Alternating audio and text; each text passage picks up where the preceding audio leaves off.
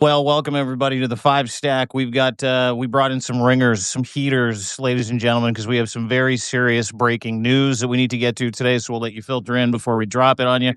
We're also waiting on a Kash Patel Donald Trump fake news conference, which is coming up. We're going to try and carry some of that audio for you. We have a bunch of shit to get to. Those ringers I'm talking about, we've got Danish intelligence officer Jacob Karsbo. He's going to join us to talk about the heat in Gaza, as well as what Denmark is doing. And what Denmark is doing is a warning to the free world. Also, the likelihood of war breaking out as the UN has taken the Neville Chamberlain approach, apparently, with Mark Rutte saying, "Yeah, we'll just escort the drones and the missiles back into enemy territory. No big deal." And we've also brought in another ringer who I fucking love talking to. He's got his own merch line now, No Kings, Lev Remembers. You can go to levremembers.org. You can get all this stuff. levremembers.substack.com. Ladies and gentlemen, award-winning whistleblower, author, former Trump fixer, Mr. Lev Parnas, ladies and gentlemen. Welcome, Lev. It's good to have you in the house. Yeah, nice to see you. Listen, before we get started, I want to talk about these shirts that you have, and I want to talk about this weekend. I put a post out about No Kings this weekend. You're going to a rally, as I understand it? Yeah, actually, we're deciding right now because here we got 3 rallies going. We have one in Miami, one in Broward, and one in Palm Beach. So it's going to be either between Palm Beach or Broward. Looks like Broward's going to be probably one of the biggest. And they're anticipating over 8,000 people showing up to just one of those rallies. Mhm. So we're going to see. So I'm going to put it out there. But yeah, I definitely encourage everybody to out there. Today I got my Lev Remembers shirt on, but go to levremembers.com. I got plenty of No Kings merch out there, hats, shirts. Put it out there. Make sure the 18th you go, you represent, because it's gonna be this is the day, and and I think it's a great way to start off with, because the biggest thing Donald Trump is scared of is that day, and that's why one of the things he's trying to do is tie that into Antifa, get the National Guard, get ICE involved in scaring people to come out by coming out there and say that they're going to enforce it. They're gonna. This is not a fight, not that you can't come out and give your voice free speech. What America was based on, the First Amendment. Like I say, it's not what they preach; it's what they do. They preach that they want the First Amendment, free speech for everybody, Charlie Kirk, free speech, but only if you agree with them. That's the only free speech. Because as soon as you don't agree with them, the First Amendment's out the door. There is no such thing as free speech. To the fact that you're watching what's playing out at the State Department, this is everything. Shouldn't surprise any of you that follow us, that listen to us, that read the Substacks that we write, is because we've been telling you this is part of Project 25. Yeah. The one thing that we should do, Zev, and I was going to actually ask you, and I think maybe we could put together, I think because nobody else is doing it, I think what we need to do is we need to take Project 2025. We need to dissect it, break it up to maybe into 5-chapter or 5-part type of thing, and let the people and break it down, because nobody's going to. That's a good idea. We should do a 5 seminar series of that. 7-part, whatever. I'm just giving you. If you could help produce it, because nobody better than you put that together. Like we did with the Epstein stuff. Do that with now Project 2025, where we'll do it together, and we'll come out there. And I think the people need to understand. And from there, we'll make some shorts. Because the Democratic Party's not doing it. They're not linking up. I mean, Trump came out and basically said, hey, I got Russell Vought, the creator, the man himself, Project 2025. He's coming out, the Grim Reaper, doing it. And they just flew by their heads like, holy shit, boom. Yeah. Yeah, they really did miss that story. And it's a big deal that he's embraced Project 25. Of course, he denounced it during the election campaign, and now here he is embracing it completely. Well, that's a big key. This is why I think we need to, it's part of, we talk about the Epstein files, and we could get back to that in a little bit, but I think why it's important to dissect it and bring it up, because, listen, nobody needs to read that whole thick piece of it, but if we take the parts that are written in there in black and white and put them to what's happening right now, and showing you how that equates to what they're saying, to what they're doing, it's easily like a Project 2025 checklist almost. Checklist, exactly. And basically, and think about it. Trump was so scared of it. Why? Because what was it? I think 18% of the country only agreed with Project 2025. Yeah, they never knew exactly what it was. That's why Trump ran away from it like the plague. And now he's embracing it. Now he's actually implementing implementing it, because right now, while all of this stuff is going on, while we're talking about, and we're going to get into a lot of very important, crazy stuff, what's he doing behind the scenes? Right now, Russell Vought is sitting there firing, getting rid of, installing loyalists, which is the main part of Project 2020, while the government shutdown is taking place. And a lot of people, don't even realize that this was all planned out. They want to see Schumer screwed them up because they thought they were going to be able to do this in June earlier, but Schumer then signed and went forward. But they wanted the shutdown. That was part of Yeah, the the shutdown works for them. they forced. That's why they did what they did with Medicaid and insurance. Yeah, they'll take all the public bullets they can. They don't give a shit because they're able to do some pretty nefarious garbage behind the scenes by installing loyalist cutting programs, destroying social safety nets. And Russell Vought, to your point yesterday, Lev, he's like, we'll ride it out. We don't care. We'll just keep firing Democrats. Yeah, no, and that's what they're doing. I mean, all day long. I mean, and they're not hiding. That's the whole thing. They're not hiding. No. They're out in the open. And Trump's coming up and saying, literally, just think about the words he's saying, we're getting rid of him, and they're never coming back. Yeah. These programs, these people, they're not. I mean, it's the verbiage and the. So again, that's why, again, going back to, without sidetracking, because we have a lot to talk about on the in another one of Divert. You guys have Yeah. from Anna Paula Luna to what's happening in Russia to happening in the Middle East. But this is a major thing, and I think that if we put that together, I think this is something that the public needs to know, because Trump will run from this, just like he's running from the Epstein files. He will start running from Project 2025 and try to distance himself again. We'll absolutely do that, Lev. And on Saturday, we'll be having live coverage of the Project 2025, the King's protest. So hopefully you can join us then and phone in and tell us what your scene is like from where you are. Let's get into the top 5. So at number 5, Florida Congresswoman Paulina Luna, who chairs the House Oversight Committee's task force on declassification, announced she received a 350-page Soviet-era report on the JFK assassination directly from Russia's ambassador to Washington. That's a move that critics are calling brazenly pro-Russian and propaganda laundering. Luna thanked the Russian embassy for the documents and promised to have them translated and publicly released after expert review. With Putin's economic envoy, Kirill Dmitriev, now amplifying her statement as evidence of a productive U.S.-Russian dialogue. Lev, this is insane. This is the kind of stuff you've been pointing out on Lev Remembers. You got Kirill Dmitriev, who last I checked supposedly was sanctioned, unless they've removed those sanctions. Maybe they have. And he's working with a Republican congresswoman in releasing propaganda to the American people. A sanctioned war criminal. Let me just kind of put that on the plate before we hand it over to Lev. Go ahead, Lev, please. I mean, the word sanction, what does it mean anymore? I mean, everything, I mean, criminal, sanction, worker, as long as you pat Trump on the back and tell him he deserves a Nobel Peace Prize and say a few words, you're in like Flynn, just think about it. Whatever the case is, this Kirill Dmitriev, I've been writing about him, talking about since I came from the first day on Substack. His relationship with Steve Witkoff and his relationship with Jared Kushner. This is not overnight. This goes back to all the way to 2017.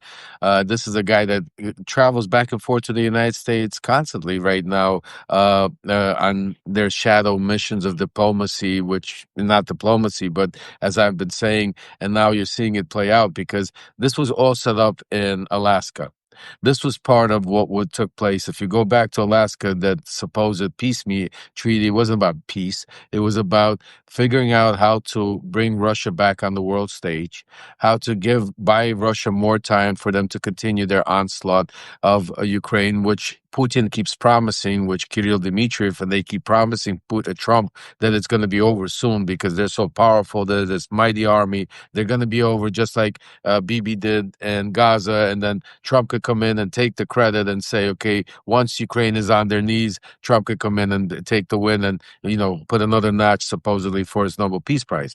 The problem is that Obviously, Russia's not that army. They can't do that. Ukraine's a lot stronger. They're resisting, and that's why Trump is so frustrated. And you could hear it in his voice. You could see it in his voice. It's not like he's not frustrated that Ukraine is winning the fight. He's frustrated. I mean, that's why he's frustrated that Ukraine's winning and that Russia can't take it over. He's not frustrated that people are dying. He's not talking about that. He's frustrated that Russia can't already finish the job. Like, I'm giving you so much time. That's why he keeps coming back and making those comments saying, I thought this was going to be the quickest war, because he thought that Russia's, as soon as he stops military aid to Ukraine, as soon as he tells NATO to go screw themselves, as soon as he takes all the sanctions off of Russia and allows them to do anything they want, takes away, fires all of the U.S. NDA organizations that were tracking, these shadow oil fleets that Cyber crimes, oil fleets, cyber crimes, all of it. Once he took all of this away, he thought, okay, then Russia's going to go in there, boom, boom, boom, 2-3 weeks, a month, take away half of Ukraine, put them on their knees. We're going to come in there, put a new administration, and what am I going to get out? Control of all that oil, gas, minerals that Trump is talking. Just like in the Middle East, it was the same plan with Bibi, but over there it was real estate. Over there he had that and oil and gas, I think, and gas. But yeah. for him, I don't think Trump. Unless Kushner is telling him, because Kushner is really the one organizing. Yeah, do you think Kushner brought him into the idea that that hey, listen, you can make way more money stealing mineral rights and oil than you can putting up fucking hotels? Maybe Donald just hasn't caught on to that, but that's his currency, right? That's the only thing he knows is how to launder money through real estate.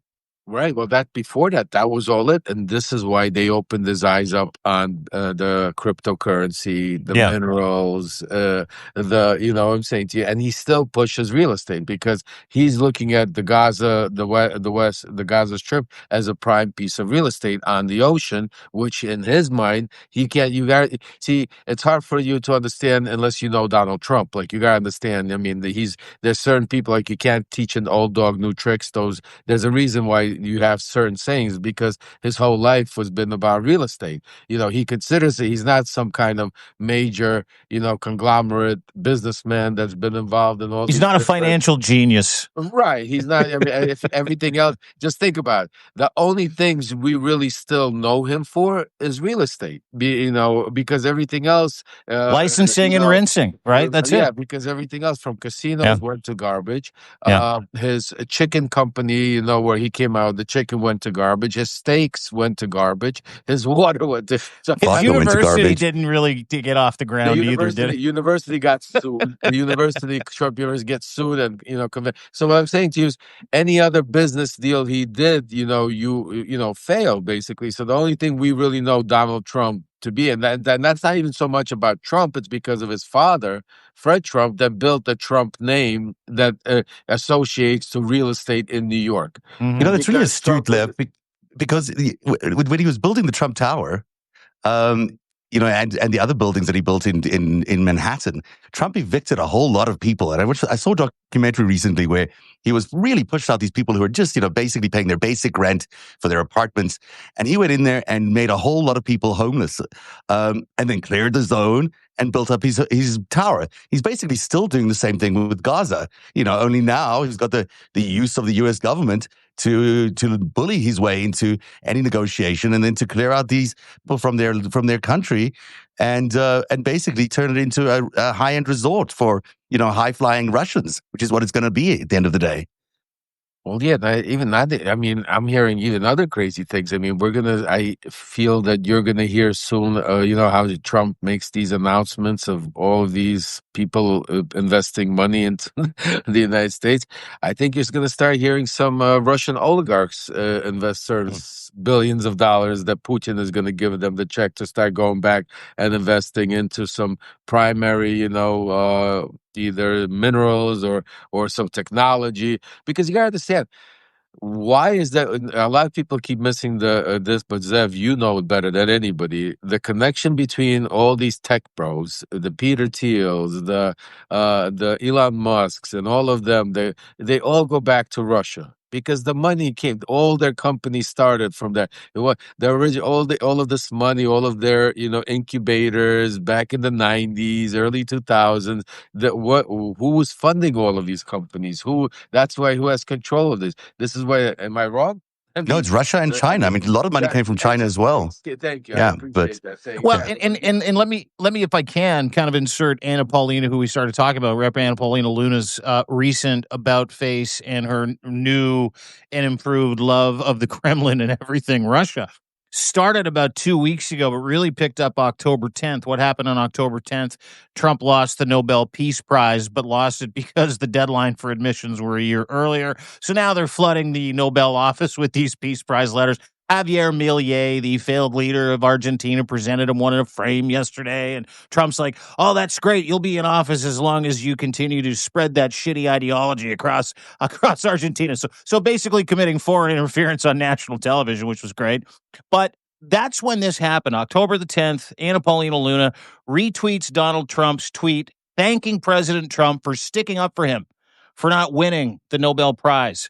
Not long after that, as a matter of fact, 2 days after that, she announced, shortly after I announced, this is from October 10th, this is the same day, shortly after I announced my meeting with Kirill Dmitriev, who's the head of the Russian Banking Federation, if I'm not mistaken, and like one of Putin's top 3 fucking guys. Lev? Let me give everybody a quick, those of you that are new and haven't read or haven't been following me or don't know, let me give you who Kirill Dmitriev is. Kirill Dmitriev is somebody that was born in Ukraine. He was born in Kiev, Ukraine, during the Soviet Union, just like myself.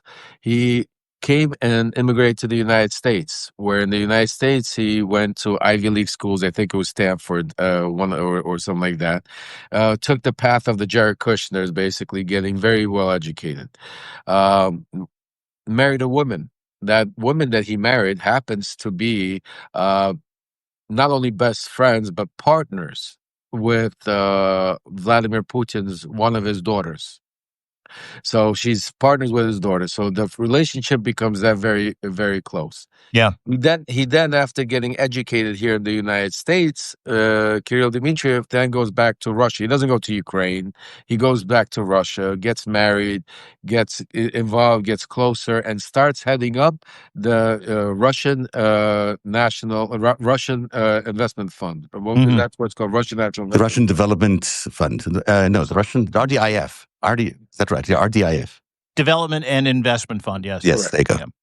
So then in 2017, he goes to Saudi Arabia.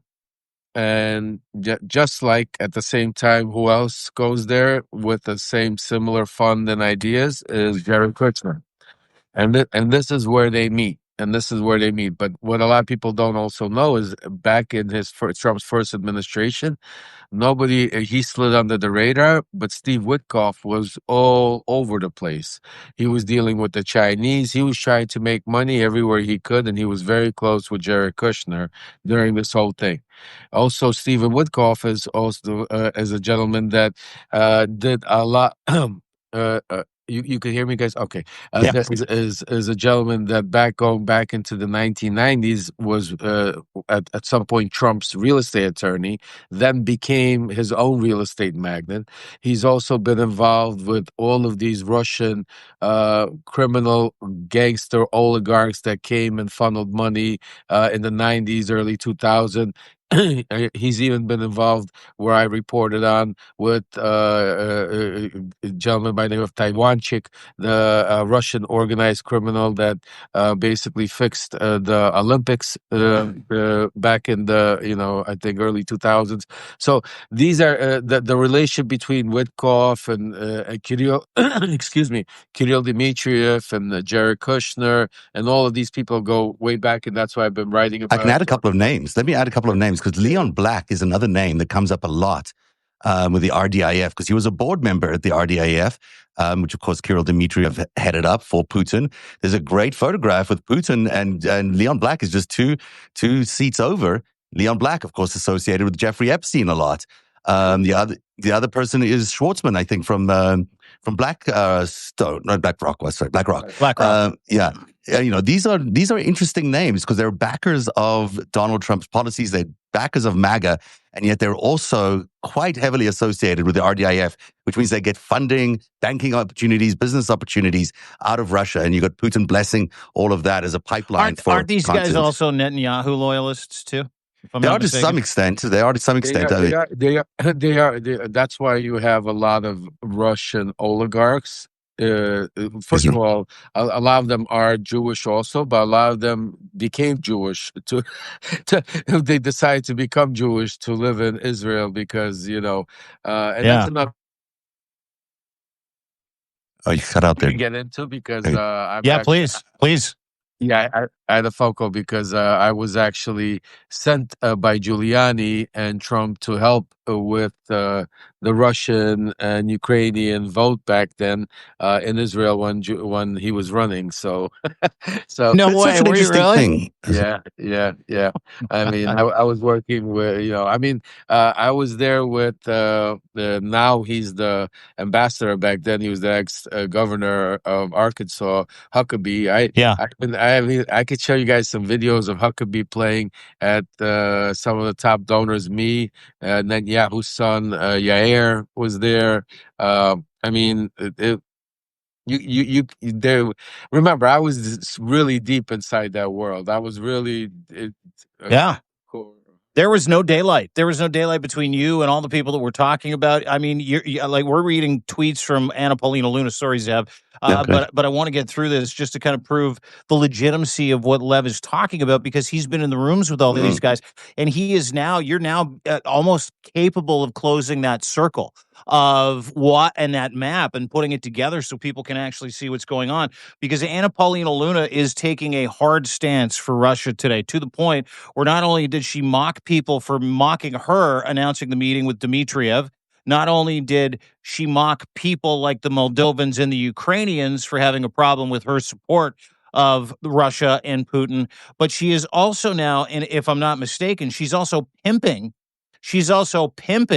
this file that she got back, which Lev talked about, that is thousands of pages long, saying that, and this is like ladies and gentlemen, just bear with me here.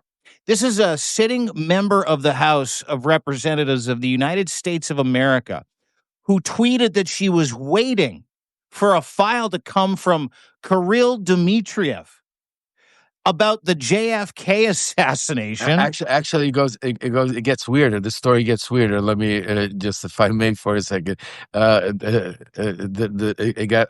She didn't get it from Dmitriev. She got it. She said she's got it from the ambassador. Yeah, the Russian ambassador. And Dmitriev now is coming out and retweeting saying, can't wait to see. He goes, I don't really know if that's true, if she got the KGB file, but well, let's hear what Anna Paula is going to release.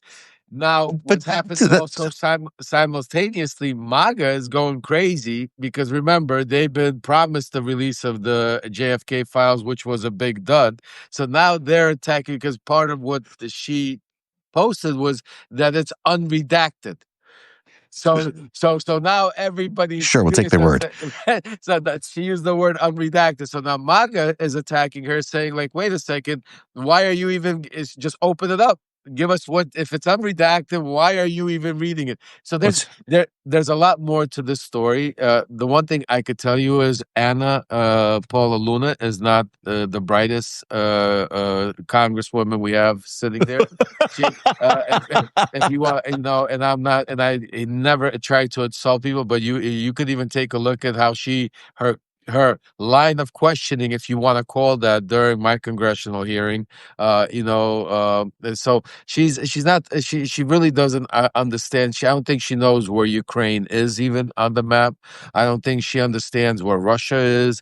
I don't know if she, even learned, where she learned her, geopolitics. If she's even traveled to any of these countries, she's met with it. I don't know where she gets her information from, except from basically, what this reminds me of, guys, and I'll be honest with you, it's like I have PTSD. It's like Groundhog's Dog 2019 when we were pushing Russian disinformation through, the halls of Congress. But back then it wasn't Anna Paul. It was back then it was Matt Gaetz. Back then it was Jordan. Back then it was Senator Johnson. Back then it was hidden. Back then, nobody would dare write, say, I'm a picture. Back then, I remember when I put a picture out of Senator Johnson, Rudy Giuliani standing together with Andrei Telezhenko, who happened to be a sanctioned agent who gave the package of Russian information. They all were like, no, no, no. Now you fast forward it 8 years later. So you've got they're doing it on Twitter. They're doing it on Twitter. Like Anna Paulina Luna's like, I'm receiving a package from the Russian ambassador and usurping that package by saying, oh, I'm going to just publish this and upload it from the fucking KGB and not listen to the CIA. But think about and I apologize to we're going to get back to, because I think we need to talk about the KGB, the CIA, and I think Zev needs to touch on it. But I just want to say this to you. Just think about the crazy part simultaneously, and this is what I want everybody to really. This is the most important thing. With every letter, I should start off to keep your eye on the ball, because these guys are like professional, con artists.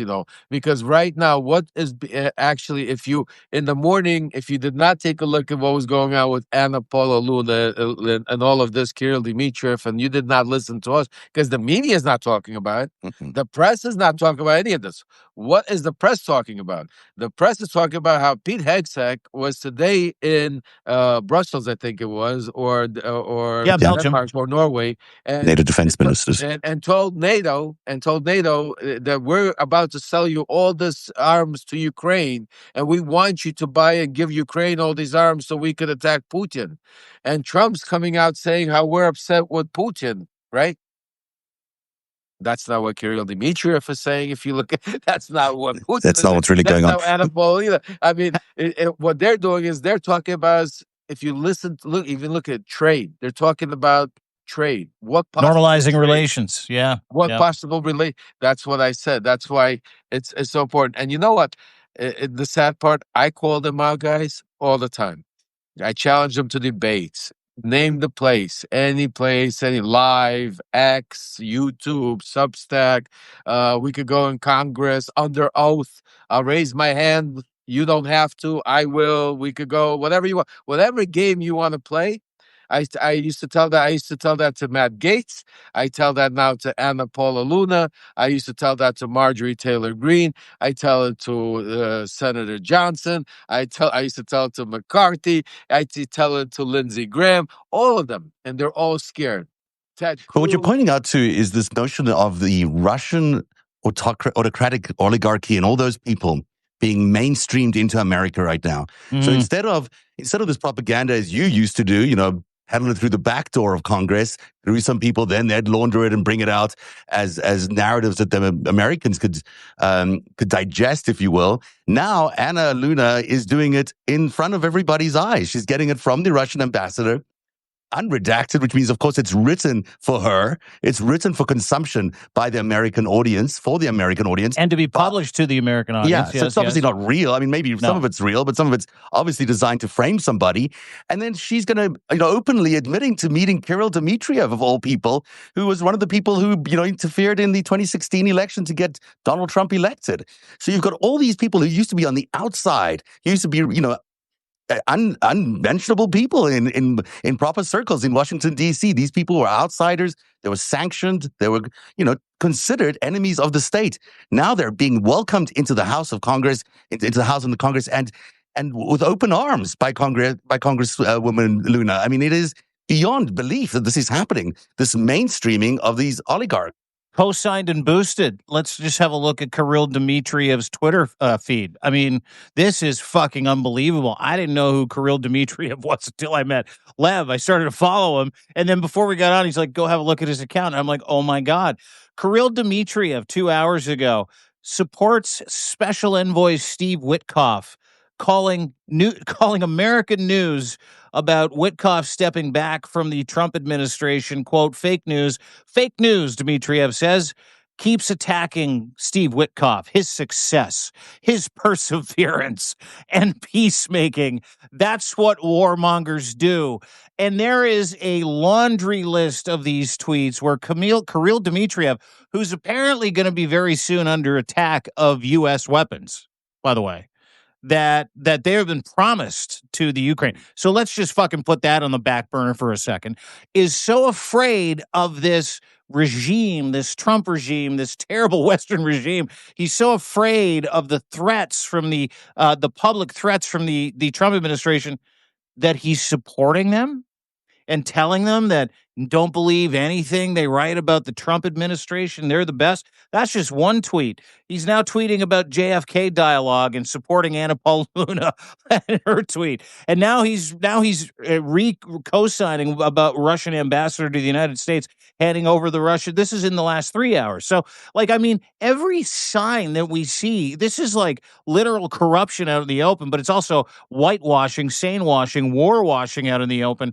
And this is a plan. It's got to be a plan, because while we're hearing the drumbeats of war, tomahawks, Pete Hegseth's in Brussels, he's like, firepower's coming. That's what's coming.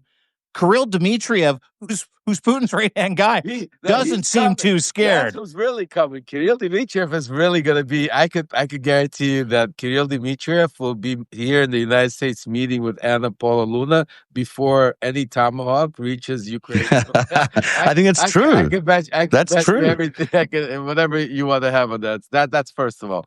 I mean, again, the fact that you guys have to understand something. This is all a drag out, play out game, because again, he's not Hegseth is not saying that we're selling to the Ukrainians. He's not saying we're giving to you. The wording is very important. Yeah, they want to sell to NATO. That NATO then has to give it to the Ukrainians. What they're not telling the world and the people, that there's red tape involved. There's process involved. None of those organizations, none of it happens. That's not happening. Like, you know what? You give me the money, right? I'm going to give it to you. Oh, don't even send it to me. Send it straight to Ukraine. No. Plus, all of these countries right now are scared of Russia themselves to go to war. So all of these countries are not very eager just to give up all their military power, money, and everything just to Ukraine, because now they're starting to stockpile for themselves. And, did you see, just to cement what you said, did you see what UN Secretary General Mark Rutte said yesterday? Where he was like, why would we shoot those things out of the sky? It might really, there's a real Neville Chamberlain moment. Why would we shoot them out of the sky? Let's just escort the drones back into enemy territory. To your point, almost like the fishers aren't just in the United States, but they're at the UN. If they're not involved in apathy, they're involved in appeasement. Can I add one little point about the FBI investigation right now into Jim Comey and into the so-called Russia hoax? You know, it's fascinating to me that on the one side, they are disparaging everything that was the Russia investigation into collusion with Donald Trump, you know, which clearly happened. I mean, clearly there was a lot of collusion or cooperation, call it what you will, between Russia and... we have one of the guys that Trump asked to collude with I know, Russia. it's right here. Right on the So on the podcast. one hand, they're saying that hoax is a hoax, that whole thing is a hoax. On the other hand, the very fact that they're allowing Kirill Dmitriev, who's a target of that investigation, who the FBI investigated for colluding, is being welcomed into the front doors of the U.S. Congress. I mean, this is the narrative killing that's going on here, the narrative laundering that's going on here is unbelievable. They're rejecting the truth and allowing this, this criminal basically to walk into the doors of the U.S. Congress. Listen, guys, again, I'm going to give a simple thing. Watch the body language, watch the actions, watch the movements, forget about what comes out of their mouth. They're professionals. Take a look at how when Steve Witkoff is in Moscow. Take a look when Steve Witkoff is around Kirill Dmitriev. Take a look when they're in Alaska. Take a look at the videos, the pictures. If you haven't I'll put them out again. They're all over my Substack. I've been talking about it for months now. Take a look at Jerry. Reverence. Yeah, I mean, you just have to understand. And also, little key important parts. Do you really believe that Donald Trump is going to go bomb Vladimir Putin? right after Vladimir Putin came out and said that the Nobel Peace Prize Committee should be dismembered because Trump should have won, and then Trump thanked him for it. Right after Melania Trump just came out and said that she's speaking in the open to Straight Vladimir line of Putin, communication and to they have Putin, a yeah. straight line of communication. Right when Vladimir Putin's, forget about what title you want to give him, but his right hand right now, that is, I call him the handler of all of coming to the United States to meet with Congresswoman Paulina, that are praising him every single day, every single moment. Huh? Just think about you with all of that. And Trump is going to come out and all that start World War III. He's going to come out and attack him. Let me just put it to you this way. Mark my words. Even if Ukraine gets some sort of Patriot missiles, even if Ukraine gets some sort of ammunition, it will be strategically not enough to do anything to Russia, even if they blow up. Because remember, Putin is such a monster; he will allow Ukraine to get certain things and blow up some of his people. He will sacrifice his people to prove a point to even go harder onto Ukraine. So don't think that this might be part of the plan. And Putin said, "Yeah, you know what? Give him a few patriots. Let them hit us so we could retaliate even harder." Because this is what these people talk. But in no way, shape, or form, I want you to understand that listen to any of the media when they say Trump is doing a 180. Oh, we're going hard. Just think about it. Instead of talking about Polo Anna Luna, Kirill Dmitriev, the JFK, that our sitting congresswoman is about to release KGB, propaganda without vetting it, without getting anything that will contradict our CIA, and get the mega machine to push it. And not talking nothing about. Instead, they're talking about Pete Hegseth, NATO. We're about to start sending the Patriots in. NATO, we started off with 6 countries. Now we got half of NATO countries agreeing to give. It was $2 billion. All of these words are great, but these were the same words they used For months. It's always delay from this administration. That's all they know about Putin, and that's the way they deal with him. Can I read you a note that Anna Paulina Luna put out October 8th, 2025? Yeah. On presidential letterhead, by the way, Lev, you'll like this. I'm sure you've got some letters with presidential letterhead on them. This is October 8th, 2025. And to Lev's point, to Zev's point, all the Evs that might be on this Substack Live, the normalization and the attempt to normalize post-Alaska, this is fever pitch shit that not one single fucking mainstream media outlet covered. Not one. Let me read you this letter. October 8, 2025. I've officially confirmed a meeting with Kirill Dmitriev, special envoy to the president of Russia, for later this month. It is important not just for my fellow Americans, but for the world, that we continue to foster a relationship and conversations of peace and trade between Russia and the United States, as President Trump is openly qualified for. Our two countries do not need to be enemies. Guys, we don't need to be enemies. Allies in trade benefit everyone. There you go. I know I am not the only member of Congress or American who believes that maintaining this open dialogue is essential. So she takes one for the team. Lev, to your point, as elected officials, we owe this not just to our own people, but to humanity, to ensure the talk of peace and willingness to extend an olive branch be maintained and never ends, as war is the default of a failed policy. My colleagues and I look forward to this meeting. That requires a response from you, Mr. Parnas, because that is a woman who is openly sane-washing war crimes on behalf of her boss, Donald Trump, and his boss, Vladimir Putin, in my mind. Well, not only is she wiping exactly what you said for Donald Trump, but what she's doing also openly is she's opening the door and the conversation, because there's two times you heard a word being mentioned that is very important: trade. Peace, you heard one time. Yeah. Trade, you heard two times. Just think about it. There was no conversation in the letter saying that we need to discuss how do we get these 30,000 kids that you've abducted back to the Ukrainians. There was no conversation in there how we need to stop the killing of innocent people on both sides, if that's how you want to put it. There was no conversation of saying that we need to talk about peace. And then if you want to be that already, outrageous, you could add a trade also, and we could talk, but none of that. Now it's all in the open. They're like, you know what? We want to talk about trade. We want to know how, because in their mind, their Ukraine is going to go down. See, that's what I keep telling people the past several days with what happened in the Middle East. This is supposed to happen also in Ukraine.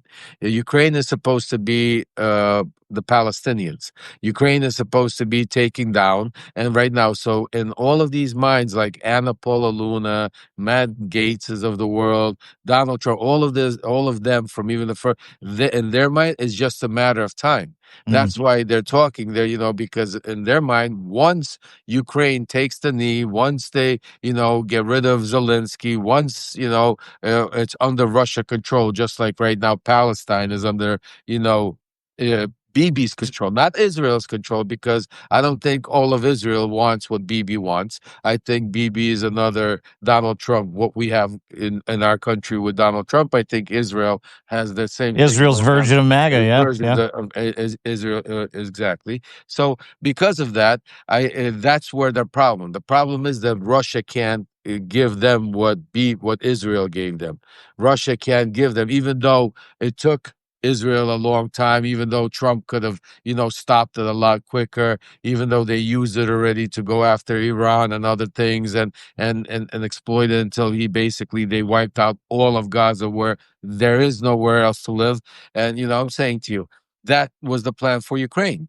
And that's why Trump says that he thought Ukraine is always going to be easier, is because he was always told that Russia is so powerful, and with the Middle East, he thought he would get a lot more pressure in the Middle East of allowing Bibi to do what he did. Which the Qataris and everybody else sold out, and because of what the back end deals they did with Trump to allow him and Bibi to do what they wanted to do in the Middle East, and the Saudis and the Qataris. That's why he went into that Middle East thing. But in Russia, he couldn't get that done because Putin and Russia is not that same army, the Soviet Union, the same, so that's why he's frustrated. He's frustrated that it's taking so long, that he can't announce it, because he understands. Look, Donald Trump is not stupid, folks. He understands very well that Zelensky, the Ukrainian people, are not going to take some deal.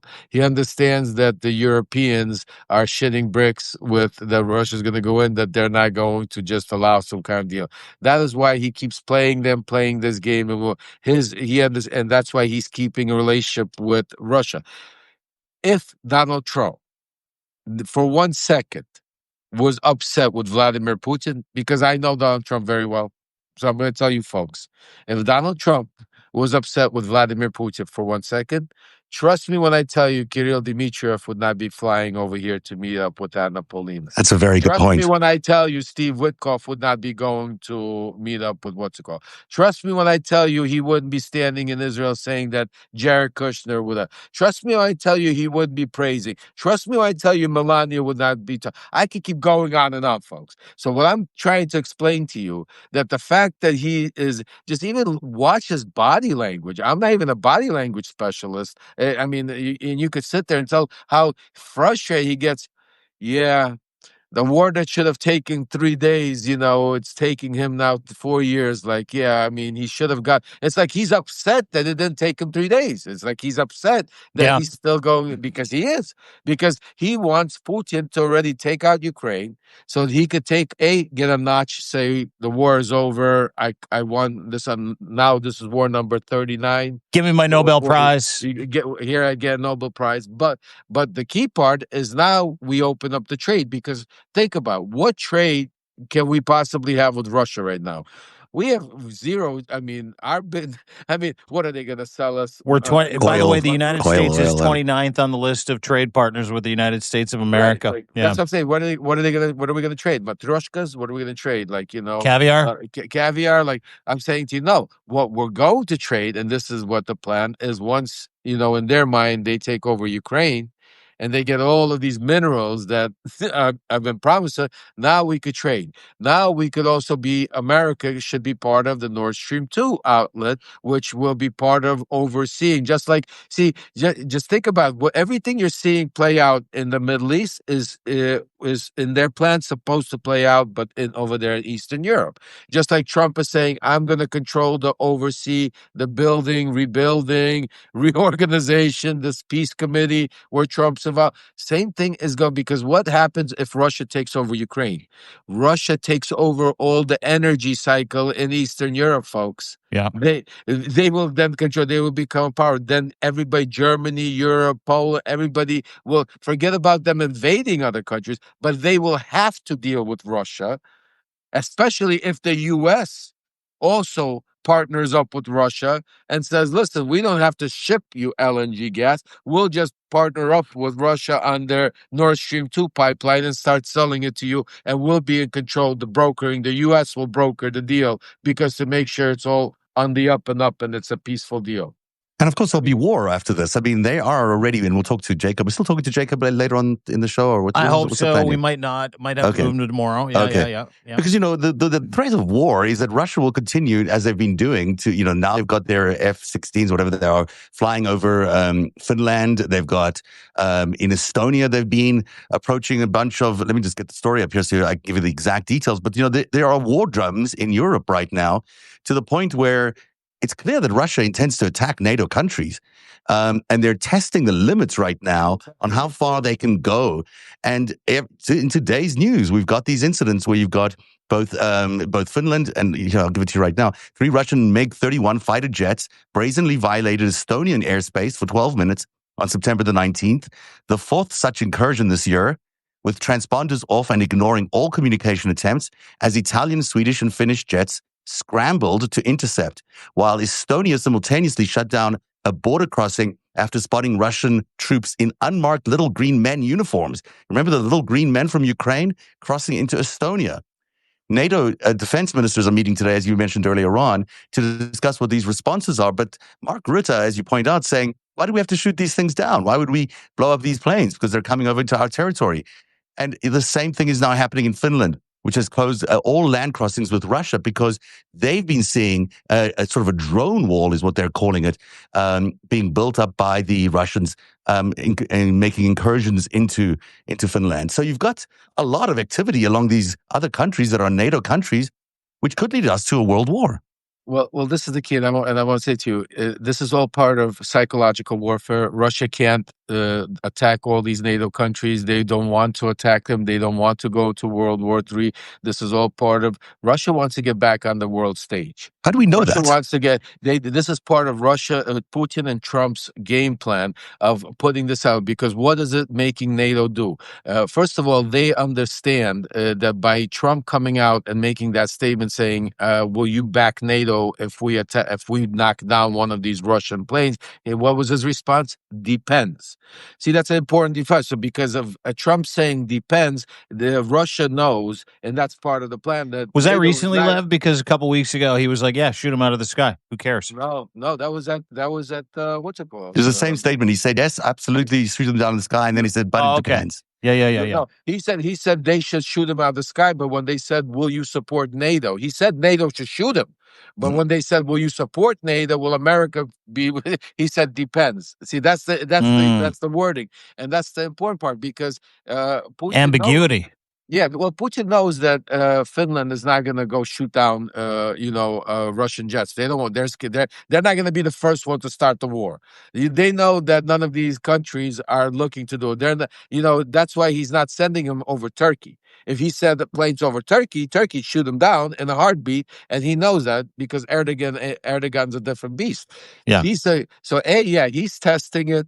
B, it's a psychological, but C, also it's part of the plan because by putting the threat of war in all of these countries, now when Hexec is selling them ammunition, you're going to start seeing how the stockpile. It's not going to be so freely willing. But this does sound a little like appeasement to me. What you're saying is, hey, he's not going to attack. Hitler's not going to attack these other countries. Just give them that piece of Czechoslovakia. No. But it is. But no. Let me rephrase. Yeah. I'm not saying that the plan is not to attack today.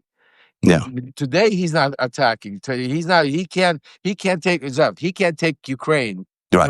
Attack NATO right now. You Yeah. know what I'm saying to you? He's not going to attack. He doesn't. He's the bully that wants to threaten to the point to get to once he's powerful enough. The overall plan, 100%. The overall plan is to take over Ukraine, rebuild, strengthen up, get back on the world stage, get Trump the legitimacy between the United States, then go after Poland. In the meantime, take over Georgia, take over others. Yeah, absolutely. Moldova, Transnistria. And then maybe in 10 years or 5 years or 20 years or whatever, after he controls all the energy and everything, go after Germany, England, and Europe. Little green men in Estonia. I mean, that is exactly what happened in Ukraine. These are Russian soldiers basically making incursions into Estonia. But there was a difference. See, the difference is back then when these little green men came in, Ukraine had zero money. Ukraine was basically had no military. Ukraine was in a disarray, and there was nobody even standing up. You see, Putin is smart. Estonia is not Ukraine 2014, 2 days after the Maidan situation. He understands. Right now, let me maybe be clear, and I'm not saying that he does. I don't want to take the threat away that Putin doesn't want to invade Europe. Or absolutely, let me be clear. Not today. Because today, and I've been, and I have, trust me when I tell you, really good sources on this. Part of what's happening, this is a plan that's been orchestrated, that's being planned out on both sides of the field.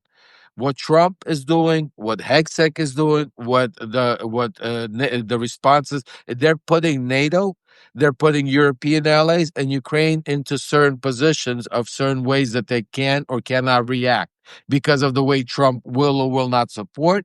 But in the meantime, they're continuing. So you're not gonna see tomorrow Putin. Again, this is a dangerous game. That's not to say that somebody doesn't, all it takes is one of those fighters to press the button, not complain out, or something happens over the wrong international border. Yeah. Absolutely. And here we are, 100%. You can't take any of that out of the equation. But right now, the equation is a strategical equation. They need to right now, the key is to take over Ukraine. Yes, everything else is down the road, but right now they can't take over Ukraine. They have enough trouble taking over Ukraine, and they are under pressure because of what they sold Trump, a bag of goods that they could take over so quickly. And so what's it called? That now it's dragging in, and the delay game is starting to kind of backfire. So that's why now they're dragging NATO. Now they're sending drones over there. These are all of more distraction. But at the end of the game, unless they somehow are able to take over Ukraine, he's not going to Poland or Estonia or anywhere else. Yeah. I'd love to take Jacob in here, actually, because it would have been very instructive to hear what his response is. Because he says that Eastern European intelligence chiefs are all saying what the Danish are saying, that there's extremely high risk of a major escalation of a European or NATO-Russian war. Can we? I would love to get Jacob. No, unfortunately we can't. We can only do 3. Yeah, I know, and I'm dying to get him on, and I know he's watching. Maybe set something up for tomorrow. Maybe we could do something I'd love to. Because look, let me put it to you this way, Zev, and I'm also unclear because he might be getting information from what the media is reporting. Because what you just said to me is, I've read that. Yes, the media is reporting on this is what their intelligence and this is what, and yes, because they're also using that. Each country is using that as propaganda, not propaganda, maybe that's the wrong word, but to either, alarm their people, to get ready. They're using for their own political purposes. Remember, there's a lot of use for this information that's being played around the world.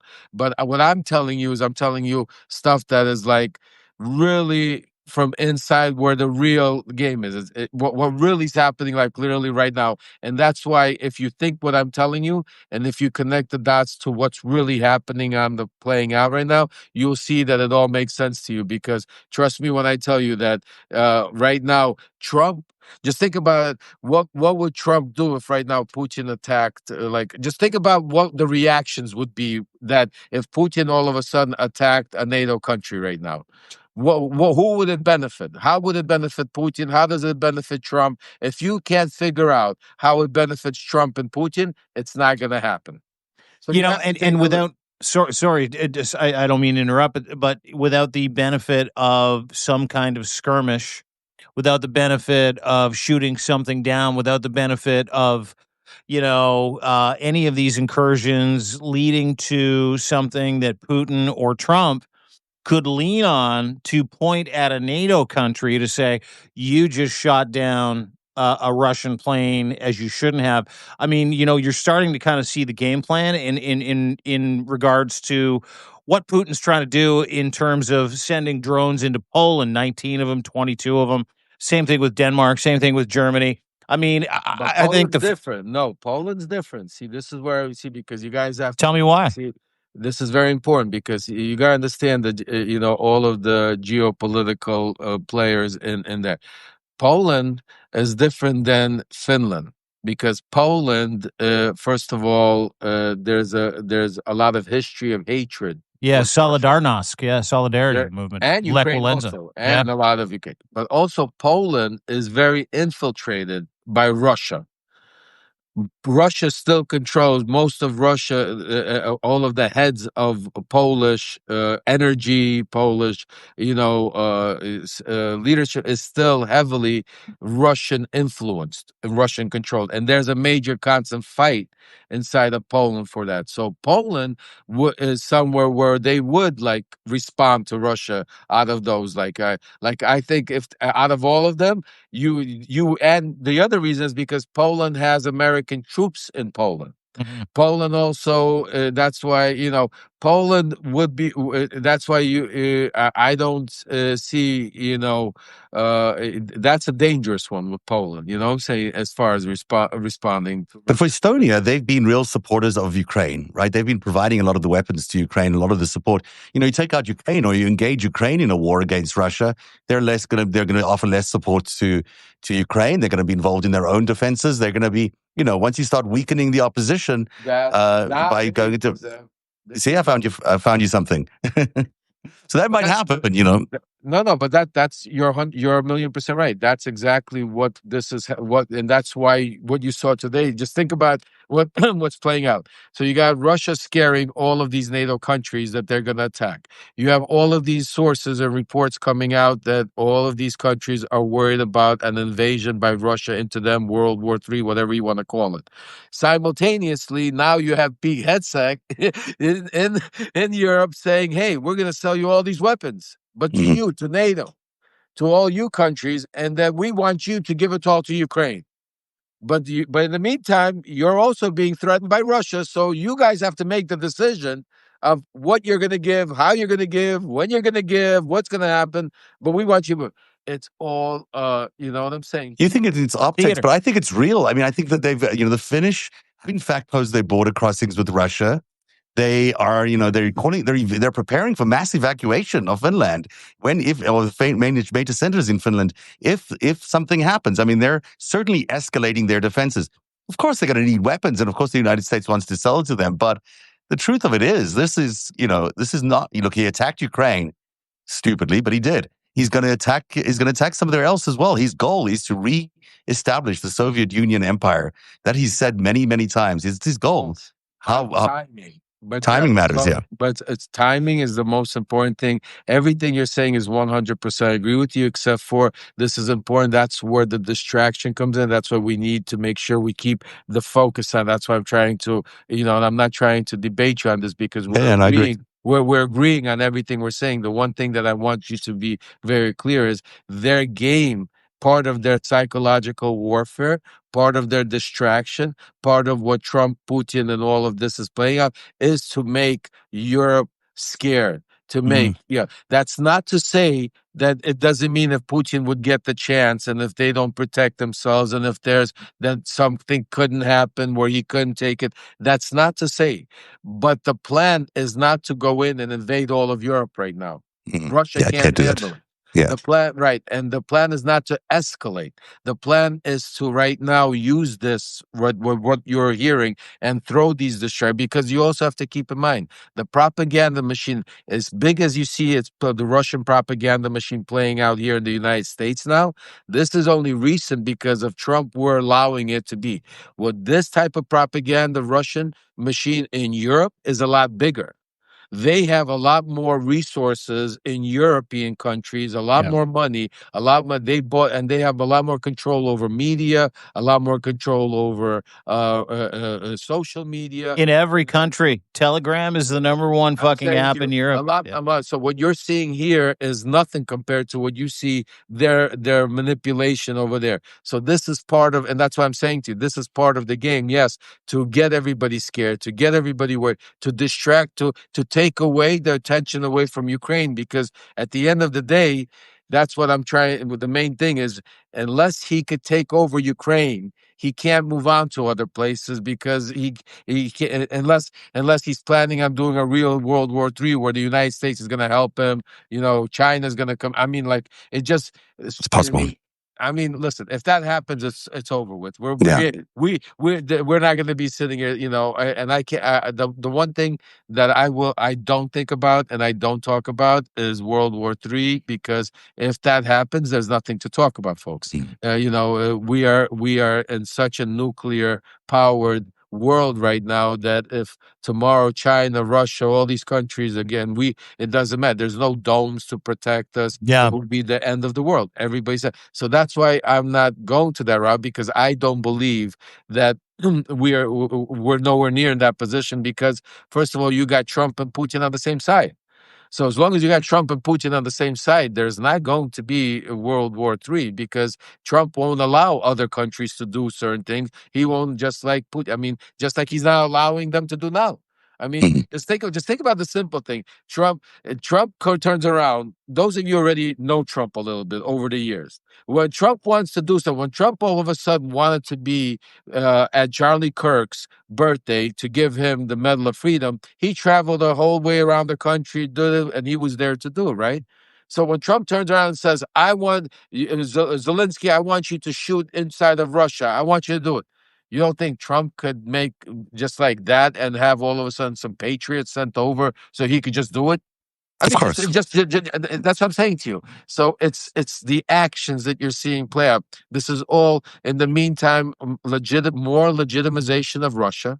Eventually, you're going to see what they're going to push, and I hope I'm wrong. Again, I want to be wrong. I don't want to be right. I don't want my sources to be wrong. I don't want, but what you're going to eventually see start playing out is not only normalization between Russia and America, but you're going to see Trump push that towards Europe. Well, you're starting to see it now. gas, I mean, it's and all not of it's not that. eventually, Lev. It's like Anna Paulina Luna is literally conducting Exactly. meetings in a public fucking PR campaign on behalf of the Kremlin, on behalf of Vladimir Putin, and she's a sitting member of Congress. It's not a matter of you're going to start seeing it. We're fucking seeing it right now, my man.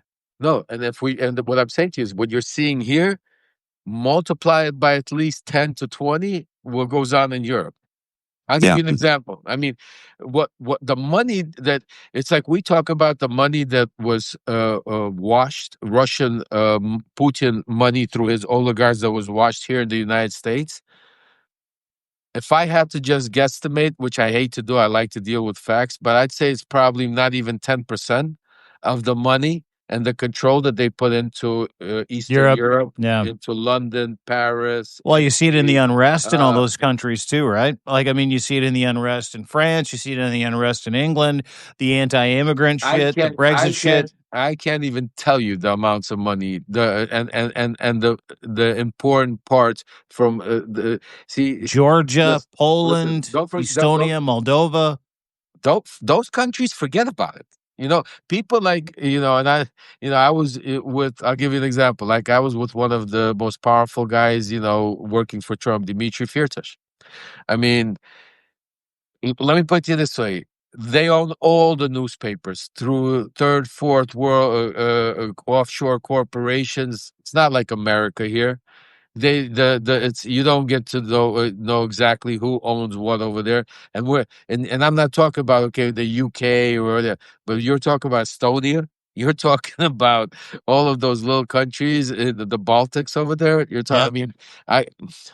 I can't even explain to you the control that Russia and their oligarchy that has control over the manipulation that is being played in the media and then and the world around there. And it's happening here too. I mean, what we're looking right now, the Paramount and Skydance big merger, the CBS takeover, it's included in there. What's going on with CNN? It's almost like the oligarchs in America, in North America, have taken a page out of Putin's oligarch take over the fucking book, right? Because they are the same oligarchs. Trump. That's exactly what Trump. That's what Kirill Dmitriev and Kushner and Witkoff combined have told Trump to do. He said, "Let loose, put together your own group of oligarchs. You have him." He said, "Don't go against him." That's why he put together. That's why he's, what is he? He got the head of AI. He has Elon Musk. He has Bezos. He Ellison. Zuckerberg. Zuckerberg. He even put, what's his name? Barron on the board of TikTok. No. I mean, no, but whatever. He brought them all in there, and now he made them kneel, just like Putin did. No. He brought all these oligarchs in, sat them down, and said, "Look, you're either going to do what I tell you, play along, or I'm going to take away your companies, or I'm going to put you in prison." This is exactly what Putin did, and now he has his own oligarchy. And think about what he did when he went to the Middle East. He took them all with him. They all flew with him to the Middle East. After he made his speeches, they all went and did business. When he went to the UK, he all went with him to the UK, just like Putin. So now, basically, and I said that, this is not the first time we said that. Donald Trump is a student of dictatorship. And now he's bringing it to the shores of the United States. He's learned what Putin did. He's learned what Xi did. He's been learning.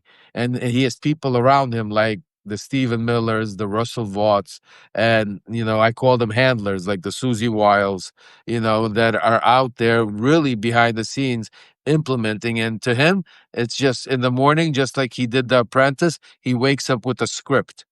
His script is to go out there, get in front of the media, go and be as aggressive, as ruthless and destructive as you want to be, because at the end of the day, he's not running shit. He doesn't know shit. He's probably doesn't, not even feeling up to it. They're pumping him with God knows what through those IVs. That's why you see his hand like that. So, what I'm saying to you, at the end of the day, the real danger that's happening is what Russell Vaught right now is. Cut out there, Lev, but that's really what's going on. This just to bring it full circle to Anna Paulina at the beginning there, we talked about the opening of the door of all these Russian officials that should be sanctioned. You got the idea the trade is going to be opened up with Russia. That's not the first time we've heard about it, but it's the first time I've heard about it from a congresswoman. Anti-Ukrainian sentiment and a lot of it. Yeah. All the propaganda that's going to be flooding in from the Kremlin directly into the House and Congress. This is a takeover of America as we know it. I mean, this is not business as usual by any stretch of the imagination. And then you add on top of this all the skirmishes around Russian borders with Estonia and Finland, and you've got a very fraught situation in the world where you got to believe that tension has never been higher than this in the last 80 years. We are very, very close to significant conflict. No matter which way it looks, it still looks like there's a lot of significant conflict. And if we don't protect America, if we don't, this brings us back to No Kings. If we don't do a good job of defending America from the Russian takeover, we are in serious trouble of losing our democracy, and that puts us in the hands of the evil empire. Really, there's nothing else you can say about that. So to everyone's point, everyone should follow Lev Parnas at Lev Remembers, because Lev is a true champion of this movement who's been able to be inside the room when all these deals happened before. He's been there before. He knows what it looks like. And now he's championing a whole movement to try and end the Trump regime and to try and end all the takeover of America by these Russian puppets that basically have taken over the White House. So Lev Parnas is a must follow at Lev Remembers. Check him out. It's great reading, and you always have the best sources. This story about Anna Luna Paulina, or whatever, I said it wrong. You don't know. You got it. Yeah, Anna Paulina Luna. Yeah, that's the way she goes. Anna Ski, Paulina Ski, Luna Ski. Yeah. Got it. I'll just add the ski then. And Lev wrote a story for me today. I hadn't seen it anywhere else. I saw it only on Lev Remembers on Substack. People should check it out if you haven't subscribed yet. Of course, you all have, but keep spreading the message. Share this content. Share his content everywhere. It's the kind of content you don't see elsewhere in the news at all. So that's one follow. And of course, the other follow is deanblundell.substack.com, where we get a lot of our stories from the 5-Stack every day. Dean is a true hero of mine because he's nonstop. Unbelievable how many hours of TV, of Substack, whatever you call this, you do every day. Yeah, too much. Where it melts your brain, like to the point, and Lev knows it, because he and I will talk during the day, and Lev will be in the middle of like a television show, and he's writing notes, and he's talking to me, and I was like, you're like, and you and I talked about it one time. I was like, how much fucking content can you consume in one day to distill it to people? But it's our pleasure, isn't it? Yeah, I was gonna say, and the number one, make sure to follow Zev, because the way Zev Shalom brings it, nobody does it. The way he produces it with the information and the way Epstein reporting, and make sure to subscribe, because we're gonna put together this Project 2025 breakdown. Me, Zev, and Dean, we're gonna put together. We'll see how many parts, but we're gonna break it all down to you. And before I go, if you guys don't mind, I want to do a little plea, not for me, but for the people of Ukraine, because one of the subjects since we spoke about. Oh, by the way, dude, we had a great day fundraising for what you're going to talk about yesterday. It was amazing seeing so many people come in after we jumped into the podcast. But please tell everybody how they can keep Ukrainians fed and warm this winter. Yeah, I appreciate it. So one of our partners from Voice from Ukraine, Alexander, has a GoFundMe that we've set up, that he is now going to be going to Kharkiv and places where it hit the hardest during this campaign, and bringing him aid, much needed aid, which is from heating pads to sanitary stuff. But I don't know if I put it up here. Did it come up? I don't know. Not yet. No, but please do. I saw a video clip that he posted earlier on, and he was dropping off supplies to a school, I think, that had just been attacked by a missile 20 minutes earlier or something like that. Dude, Alexander Bolier's balls are so big. This guy has just effectively said, I could die tomorrow. I don't give a shit. I'm going to go help people. Yeah. And Alex and the Voice of Ukraine and the Substack Live that Lev does with Alex is some of the most incredible content you can take in, where you see a man who shifted his entire life responsibility to being and becoming a hero for the Ukrainian people, just to give life to them, just to keep them warm, just to keep them fed. So sorry, Lev, I didn't mean to interrupt you, but I wanted to. No, God bless you guys. I mean, I really appreciate you helping with the platform, because again, it's not for us, especially everything we're talking about here. The one thing, the important thing I want everybody to remember is that at the end of the day, there are real people that are dying. There are real children that are being, taken away from their families. There are real people on the front line fighting. We're talking about tomahawks and drones and missiles and stuff. But at the end of the day, and that's why when Alex comes on and when we do the straight from Ukraine, you hear the actual sirens, you see the actual bombs, you see the people getting displaced. So this, at the end of the day, it's not a show, it's reality. And that's why what Trump is doing, Putin's doing, is just, we shouldn't be talking about trade. We should be talking about war crimes and, holding people accountable and getting these over 30,000 kids that have been taken back. But we can't do everything at once. We can't stop the bombing. We could do all we can, and that's why what we can, the little that we can do, is a lot. By doing the GoFundMe, by your support, by being able to bring this aid that Alex does. Remember, Alex has been doing this since the first day of the war in 2022. He could have left there, taken his family, but he decided to stay. He decided to do it, and he's been working with all these organizations, from Global Energy, a Global Empowerment Mission, to the Howard Buffett Foundation. So he's been delivering aid.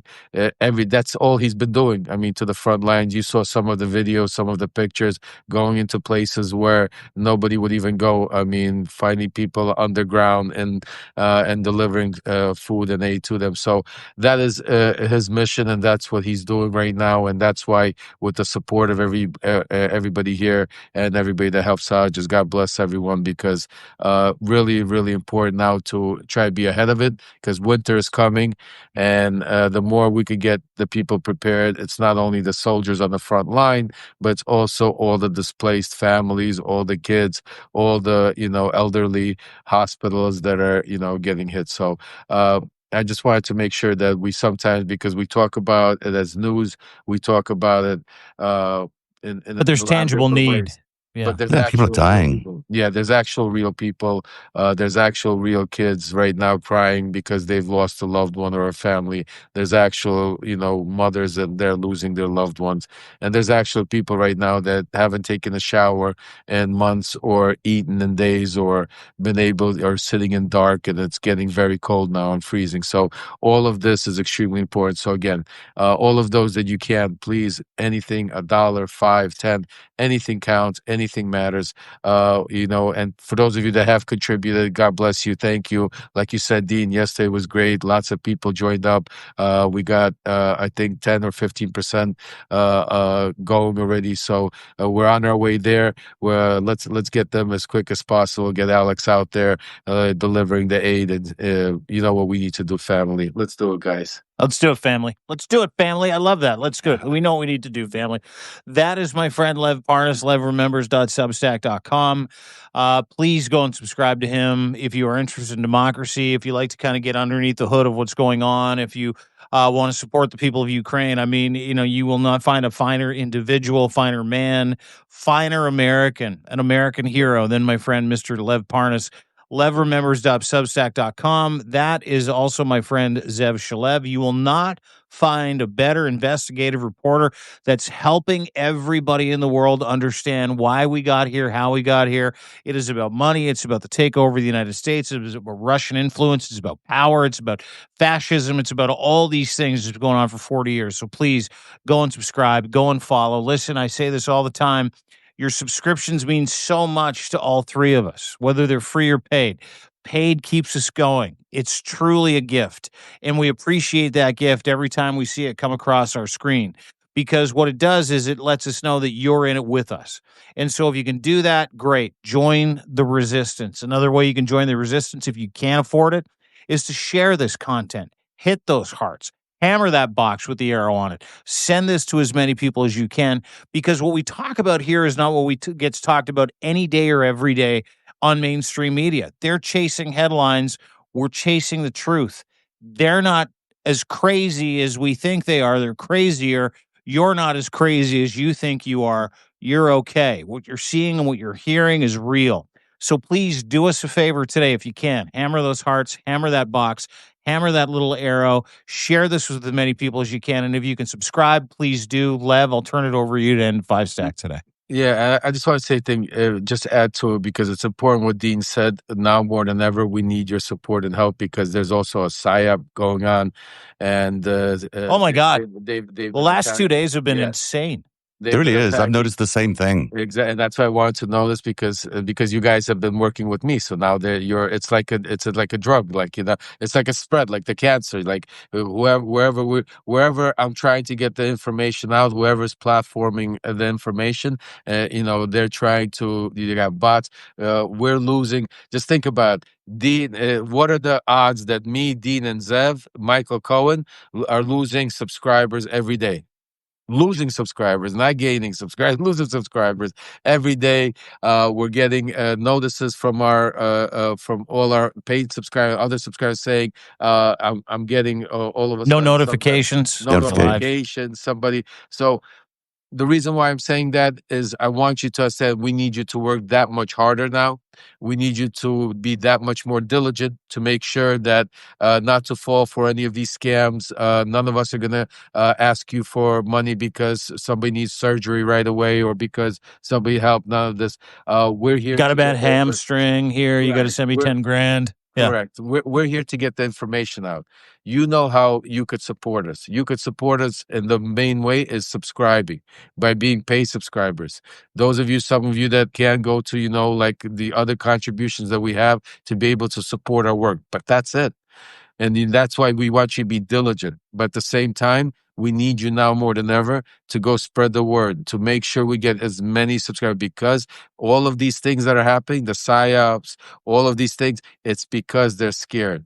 It's because they're scared of October 18th, of what's going to happen. They're scared of you. They're scared of us. They're scared of the truth. They're scared of the people. That's exactly. So I just wanted to add that to. Thank you. Yeah. Can I add one little thing to that? Because I've noticed as well, I'm putting out a story on this later on today. In the comments section where everyone is engaging with everybody else, there are lots of bots suddenly showing up. And they do very weird phrasing around things, but they add sort of negative sentiment to the conversation, especially about the people who are, hosting that particular, that Substack. So you'll find, people are just questioning things a lot more. The idea is to plant something, a little kernel in someone's brain that maybe this isn't the, very, very successful, believable stack that I used to think it is. Maybe it's a little questionable. And so they do that in a repeated basis through thousands of bots, through thousands of posts, sometimes from real people, sometimes through machine learning. But these comments are not always real people, real followers subscribing and commenting. They're there to sort of poison the well a little bit. And people need to be on the lookout for that as they're looking at all the comment section on all three of our Substacks. Yeah, absolutely. And you know what? Send Substack a letter. Send them a note. Tell them you're not getting notifications. Tell them you're being unsubscribed. All those things that we're talking about today. Be relentless. That is what this time in history requires, is for you to be as relentless as humanly possible, to go out there and to take all that stick-to-itiveness and to say, why am I not getting service? Why am I not getting the information that I signed up for? Why am I not getting tagged into these conversations? Because there is a push. I can't tell you if it comes from Substack. I don't know where it comes from. I see it on Twitter. Lev and I connected on Twitter the other day. I've lost hundreds of followers over the past several days. And keep in mind that has never happened. And it's not because of a lack of content. It's not because of a lack of intuitiveness. It's not because of a lack of trying to do what makes Substack great. It's because this is now the last line of defense for so many people. I think we just lost Lev, which is okay because I think his phone just died. But I will say this, is that it is the greatest pleasure of my life to be able to show up here every day at 3:00, to be able to disseminate information to you that you cannot get anywhere else, to be in Canada, to feed this into the United States, into 138 different countries, to be able to talk to you about the things that you want to know what's going on because you are so inundated with the flood of bullshit that if we can get an opportunity to be able to help you, it helps us. So I want to thank everybody for being here. I want to thank you for joining into the 5-stack, which turned into a 1-stack today. But I also want to point out we'll be back again tomorrow at 3:00. I'm going to see if we can repair our relationship with Jacob Carspo as soon as we're done here. Danish intelligence guy who we absolutely fucked. And I'm so sorry that we did. Their Danes are important. I know. The Danes know what time it is. And I apologize. We had a UN Security Council guy we've had on the show so many times. Wonderful individual, Jacob Carsborough. We'll try and bring him back tomorrow for you guys, provided he's as gracious with us as he always has been. And he's Danish, so I'm sure he will be. But thank you for spending your time with us here today. Thank you, Courtney. Thank you, Sass Ryder. Thank you, Kat. Thank you, everybody. Oaths Matter, PJ, everybody that has joined today. If you can go and subscribe to what we do, if you can gift a subscription to somebody, great. If you can't, just share it. Just share this content with as many people as humanly possible. Bring people to the platform, join the resistance, and join us as we kind of continue this journey of trying to keep you informed. Because as I say all the time, we are you, you are us, and we're happy to serve you, and that's why we're here. What a great way to end the show. Thank you, Dean Blundell. Thank you, Lev Parnas. And we'll see you again tomorrow at 3 o'clock. Thanks, everyone, for being here. Have a great day. And what a great show, Dean. Good one. Thanks, guys. Bye.